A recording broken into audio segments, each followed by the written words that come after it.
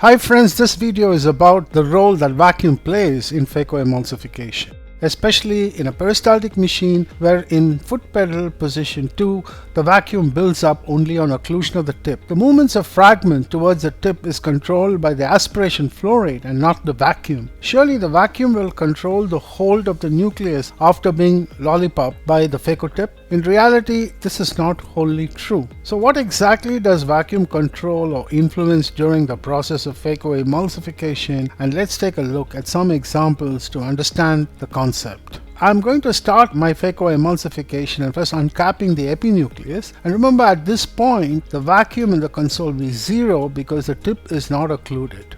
Now, as I bury the phacotip into the nucleus, when the tip occlusion occurs, at this point the vacuum rapidly builds up to the maximum preset.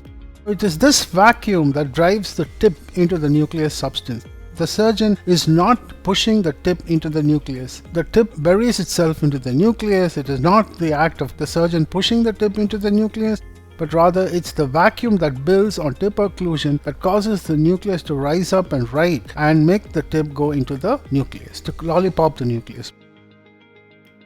Once impaled, many of us think that the hold is controlled by vacuum. The higher the vacuum, the better the hold. But this is only partially true, for equally important is the concept of frictional drag that occurs when the tip is driven into the nucleus.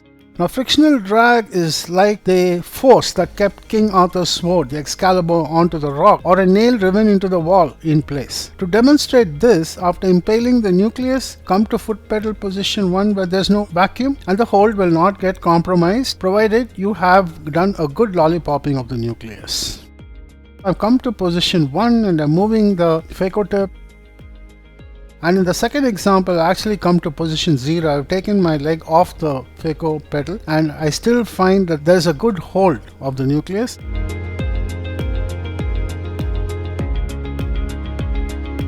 Okay, now back to position 1. In this manner, the vacuum that builds up on tip occlusion helps to hold along with the friction of driving the phacotip, and that is why you need to give just enough amount of phaco power, just a short burst of phaco power to drive it inside the nucleus. If you give a longer burst, the nucleus will emulsify around the tip and you will not get a good hold, in spite of using very high vacuum levels of even 500 millimeters of mercury.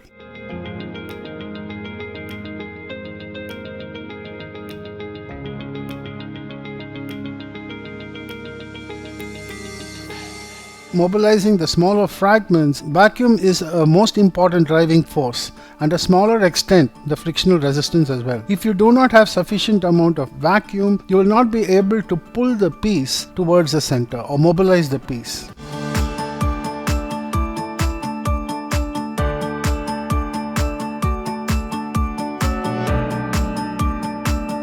Finally, once the phaco power breaks down the fragments into smaller pieces, the important part of vacuum is that it removes these pieces away from the anterior chamber through the phacotip by the vacuum that builds up as the tip gets occluded. Now, this is the reason why you can actually experiment with certain settings that during trenching you can keep the vacuum at 0 and you can keep the aspiration flow rate at 20 and it will feel the same as if you kept the vacuum at 50 because vacuum is not used during trenching as the tip does not get occluded. When the tip is not occluded, the movement of the fragments or attraction of fragments is controlled by the aspiration flow rate and not the vacuum.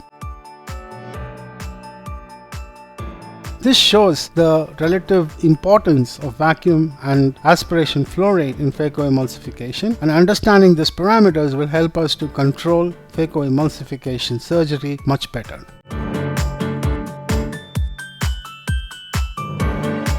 Thank you for your attention.